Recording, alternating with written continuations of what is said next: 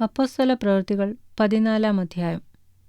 ഇക്കോന്യയിൽ അവർ ഒരുമിച്ച് യഹൂദന്മാരുടെ പള്ളിയിൽ ചെന്ന് യഹൂദന്മാരിലും യവനന്മാരിലും വലിയൊരു പുരുഷാരം വിശ്വസിപ്പാൻ തക്കവണ്ണം സംസാരിച്ചു. വിശ്വസിക്കാത്ത യഹൂദന്മാരോ ജാതികളുടെ മനസ്സ് സഹോദരന്മാരുടെ നേരെ ഇളക്കി വഷളാക്കി. എന്നാൽ അവർ വളരെ കാലം അവിടെ പാർത്തു. കർത്താവിൽ ആശ്രയിച്ച് പ്രാഗൽഭ്യത്തോടെ പ്രസംഗിച്ചു കൊണ്ടിരുന്നു. അവൻ തൻ്റെ കൃപയുടെ വചനത്തിന് സാക്ഷി നിന്ന് അവരുടെ കയ്യാൽ അടയാളങ്ങളും അത്ഭുതങ്ങളും ഉണ്ടാകുവാൻ വരം നൽകി. എന്നാൽ പട്ടണത്തിലെ ജനസമൂഹം ഭിന്നിച്ച് ചിലർ യഹൂദന്മാരുടെ പക്ഷത്തിലും ചിലർ അപ്പോസ്തലന്മാരുടെ പക്ഷത്തിലുമായി.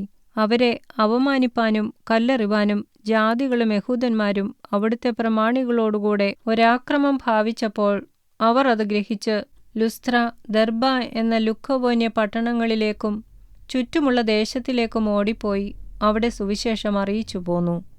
ലുസ്ത്രയിൽ അമ്മയുടെ ഗർഭം മുതൽ മുടന്തനായി ഒരിക്കലും നടന്നിട്ടില്ലാതെയും കാലിന് ശക്തിയില്ലാതെയുമുള്ളൊരു പുരുഷൻ ഇരുന്നിരുന്നു. അവൻ പൗലോസ് സംസാരിക്കുന്നത് കേട്ടു. അവനെ ഉറ്റുനോക്കി. സൗഖ്യം പ്രാപിപ്പാൻ അവന് വിശ്വാസമുണ്ടെന്ന് കണ്ടിട്ട്, നീ എഴുന്നേറ്റ് കാലൂന്നി നിവർന്നു നിൽക്ക എന്നുറക്കെ പറഞ്ഞു. അവൻ കുതിച്ചെഴുന്നേറ്റ് നടന്നു. പൗലോസ് ചെയ്തത് പുരുഷാരം കണ്ടിട്ട്, ദേവന്മാർ മനുഷ്യരൂപത്തിൽ നമ്മുടെ അടുക്കൽ ഇറങ്ങി വന്നിരിക്കുന്നു എന്ന് ലുക്കവോന്യ ഭാഷയിൽ നിലവിളിച്ചു പറഞ്ഞു. ബർന്നബാസിന് ഇന്ദ്രൻ എന്നും പൗലോസ് മുഖ്യപ്രസംഗിയാകയാൽ അവന് ബുധൻ എന്നും പേർ വിളിച്ചു. പട്ടണത്തിൻ്റെ മുമ്പിലുള്ള ഇന്ദ്രക്ഷേത്രത്തിലെ പുരോഹിതൻ കാളകളെയും പൂമാലകളെയും ഗോപുരത്തിങ്കൽ കൊണ്ടുവന്ന് പുരുഷാരത്തോടുകൂടെ യാഗം കഴിപ്പാൻ ഭാവിച്ചു. ഇത് അപ്പോസ്തലന്മാരായ ബർന്നബാസും പൗലോസും കേട്ടിട്ട് വസ്ത്രം കീറിക്കൊണ്ട് പുരുഷാരത്തിൻ്റെ ഇടയിലേക്ക് ഓടിച്ചെന്ന് നിലവിളിച്ചു പറഞ്ഞത്, പുരുഷന്മാരെ, നിങ്ങൾ ഈ ചെയ്യുന്നതെന്ത്? ഞങ്ങൾ നിങ്ങളോട് സമസ്വഭാവമുള്ള മനുഷ്യരത്രേ. നിങ്ങൾ ഈ വ്യർത്ഥ കാര്യങ്ങളെ വിട്ട് ആകാശവും ഭൂമിയും സമുദ്രവും അവയിലുള്ള സകലവും ഉണ്ടാക്കിയ ജീവനുള്ള ദൈവത്തിങ്കലേക്ക് തിരിയണം എന്നുള്ള സുവിശേഷം ഞങ്ങൾ നിങ്ങളോട് അറിയിക്കുന്നു. കഴിഞ്ഞ കാലങ്ങളിൽ അവൻ സകല ജാതികളെയും സ്വന്തം വഴികളിൽ നടപ്പാൻ സമ്മതിച്ചു. എങ്കിലും അവൻ നന്മ ചെയ്യുകയും ആകാശത്തുനിന്ന് മഴയും ഫലപുഷ്ടിയുള്ള കാലങ്ങളും നിങ്ങൾക്ക് തരികയും ആഹാരവും സന്തോഷവും നൽകി നിങ്ങളെ തൃപ്തരാക്കുകയും ചെയ്തു പോന്നതിനാൽ തന്നെക്കുറിച്ച് സാക്ഷ്യം തരാതിരുന്നിട്ടില്ല. അവർ ഇങ്ങനെ പറഞ്ഞ് തങ്ങൾക്ക് യാഗം കഴിക്കാതവണ്ണം പുരുഷാരത്തെ പ്രയാസത്തോടെ തടുത്തു. എന്നാൽ അന്ത്യോക്യയിൽ നിന്നും ഇക്കോന്യയിൽ നിന്നും യഹൂദന്മാർ വന്നുകൂടി പുരുഷാരത്തെ വശത്താക്കി പൗലോസിനെ കല്ലെറിഞ്ഞു.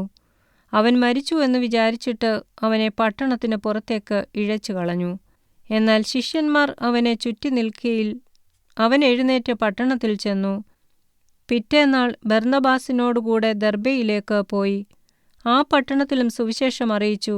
പലരെയും ശിഷ്യരാക്കിയ ശേഷം അവർ ലൂസ്ത്ര, ഇക്കോന്യ, അന്ത്യോക്യ എന്ന പട്ടണങ്ങളിലേക്ക് മടങ്ങിച്ചെന്ന് വിശ്വാസത്തിൽ നിലനിൽക്കണം എന്നും നാം അനേകം കഷ്ടങ്ങളിൽ കൂടി ദൈവരാജ്യത്തിൽ കടക്കേണ്ടതാകുന്നു എന്നും പ്രബോധിപ്പിച്ച് ശിഷ്യന്മാരുടെ മനസ്സ് ഉറപ്പിച്ചു പോന്നു. അവർ സഭതോറും അവർക്ക് മൂപ്പന്മാരെ നിയമിക്കുകയും ഉപവസിച്ചും പ്രാർത്ഥിച്ചും കൊണ്ട് തങ്ങൾ വിശ്വസിച്ച കർത്താവിങ്കൽ അവരെ ഭരമേൽപ്പിക്കുകയും ചെയ്തു. അവർ പിസിദ്യയിൽ കൂടി കടന്ന് പംഫുല്യയിലെത്തി പെർഗയിൽ വചനം പ്രസംഗിച്ച ശേഷം അത്തല്യയ്ക്ക് പോയി. അവിടെ നിന്ന് കപ്പൽ കയറി അന്ത്യോക്യയിലേക്ക് പോയി. തങ്ങൾ നിവർത്തിച്ച വേലയ്ക്കായി ദൈവകൃപയിൽ അവരെ ഭരമേൽപ്പിച്ചയച്ചത് അവിടെ നിന്നായിരുന്നുവല്ലോ. അവിടെ എത്തിയ ശേഷം സഭയെ ഒരുമിച്ച് കൂട്ടി ദൈവം തങ്ങളോടുകൂടെ ഇരുന്നു ചെയ്തതൊക്കെയും ജാതികൾക്ക് വിശ്വാസത്തിൻ്റെ വാതിൽ തുറന്നുകൊടുത്തതും അറിയിച്ചു. പിന്നെ അവൻ ശിഷ്യന്മാരോടുകൂടെ കുറേ കാലം അവിടെ പാർത്തു.